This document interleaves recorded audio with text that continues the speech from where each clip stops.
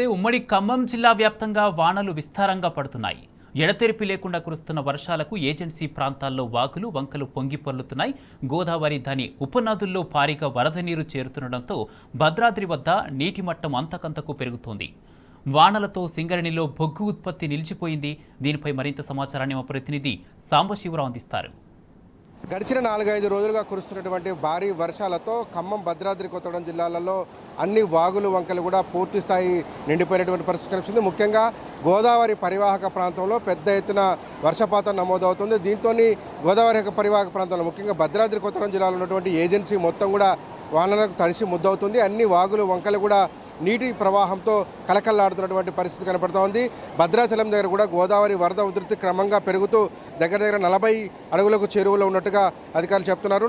మా ఎగువ నుంచి వస్తున్నటువంటి భారీ వర్షాల వల్ల దానికి తోడు పరిసర క్యాచ్మెంట్ ఏరియాలో పడుతున్నటువంటి వరద ఉధృతి తోడు కావడంతో అట్లాగే ఏదైతే గోదావరి ఉందో గోదావరి ఉపనదులన్నీ కూడా ఉగ్రరూపంలో ప్రవహిస్తుండటంతో గోదావరి దగ్గర క్రమంగా వరద ఉధృతి పెరుగుతుంది.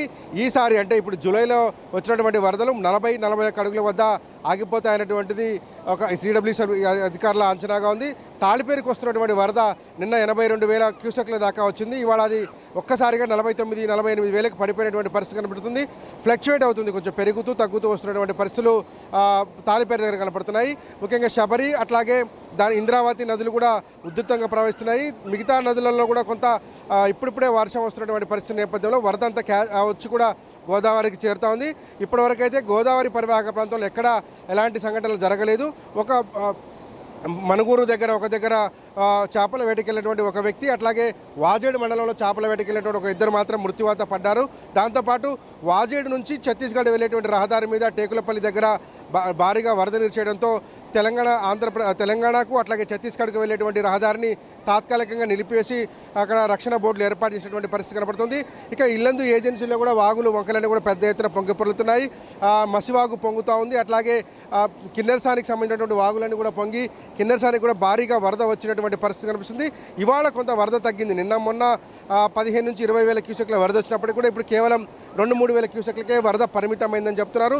దాంతోపాటు బయ్యారం పెద్ద చెరువు కూడా అలుగుపడినటువంటి పరిస్థితి కనిపిస్తుంది. అశ్వారావుపేట కాన్స్టిట్యూన్సీకి సంబంధించినటువంటి ఏజెన్సీ ప్రాంతంలో చాలా పెద్ద ఎత్తున వర్షాలు పడి అక్కడ ఉన్నటువంటి పెద్దవాగు ప్రాజెక్టు కొట్టుకొని పోయినటువంటి పరిస్థితి కనబడుతుంది. గుబ్బలం మంగమ్మ వాగు ఏదైతే ఉందో చాలా ప్రమాదకర స్థితిలో అశ్వారావుపేట కావచ్చు, అట్లాగే దమ్మపేట గుబ్బలమంగి వాగు ప్రాజెక్టు కూడా చాలా ఉధృతమైనటువంటి వరద వస్తున్నటువంటి పరిస్థితి కనబడుతూ ఉంది.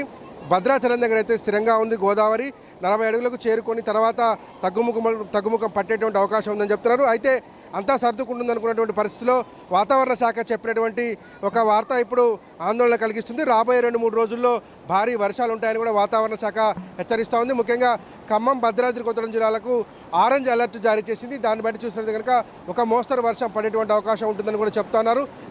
ఇదే కంటిన్యూ అయితే కనుక మళ్ళీ గోదావరికి ఒక గురుకు రూపం దాల్చేటువంటి ఆస్కారం ఉంటుంది. మళ్ళీ పెద్ద ఎత్తున వరద వచ్చేటువంటి ప్రమాదం కూడా లేకపోలేదు. ఈ నేపథ్యంలో అధికారులందరూ కూడా అప్రమత్తమయ్యారు. భద్రాచల పరివాహక ప్రాంతంలో ఎక్కడైతే వరద వస్తుంది, లోతట్టు ప్రాంతాలు ఉంటాయి, ఇప్పటికే వాటన్నింటినీ కూడా అలర్ట్ జారీ చేసి మొదటి ప్రమాద హెచ్చరిక వస్తే ఏం చేయాలి, రెండో ప్రమాద హెచ్చరిక వస్తే ఏ గ్రామాలు ఏ కాలనీలు ఖాళీ చేయించాల్సి ఉంటుందో వాటన్నింటినీ కూడా ఇప్పటికే ఐడెంటిఫై చేసి అధికారులు సమాయత్తమైనటువంటి పరిస్థితి ఉంది. మొత్తానికైతే భద్రాద్రి కొత్తగూడెం జిల్లాలో మళ్ళీ ఈ రోజు కూడా విస్తారంగా వర్షాలు పడుతున్నాయి. ఖమ్మం జిల్లాలో కాస్త తెరపించినప్పటికీ కూడా సింగరేణి ప్రాంతంలో ఉన్నటువంటి ఇల్లందు, మనుగూరు, సత్తుపల్లి లాంటి ప్రాంతాలలో బొగ్గు ఉత్పత్తి కూడా పెద్ద ఎత్తున అంతరాయం ఏర్పడినటువంటి పరిస్థితి. ఓవరాల్గా చూస్తే మరొక 2-3 రోజులు కూడా వర్షం ఉండేటువంటి ఆస్కారం ఉంది. ఆరెంజ్ కార్డు జారీ చేసినటువంటి నేపథ్యంలో కూడా అలర్ట్గా ఉండాలని అధికారులకు సూచించినటువంటి పరిస్థితి కనిపిస్తుంది. ప్రజలు కూడా అప్రమత్తమై ఉండాలని, అనవసరంగా వాగులు వంకల తోలికి కానీ లేదంటే జలపాతాల దగ్గరికి వెళ్ళొద్దు అనేటువంటిది కూడా అధికారులు హెచ్చరిస్తున్నారు. టీ న్యూస్ కూడా పెద్ద ఎత్తున దీన్ని ప్రచారం చేస్తుంది. వాగులు వంకలటువంటి దగ్గర ముఖ్యంగా వరద ప్రాంతాలకు వెళ్తే కనుక ప్రమాదాలు జరిగేటువంటి ఆస్కారం ఉంటుంది కాబట్టి ఆ ప్రయత్నం చేయొద్దనేటువంటిది విజ్ఞప్తిగా కనపడుతుంది.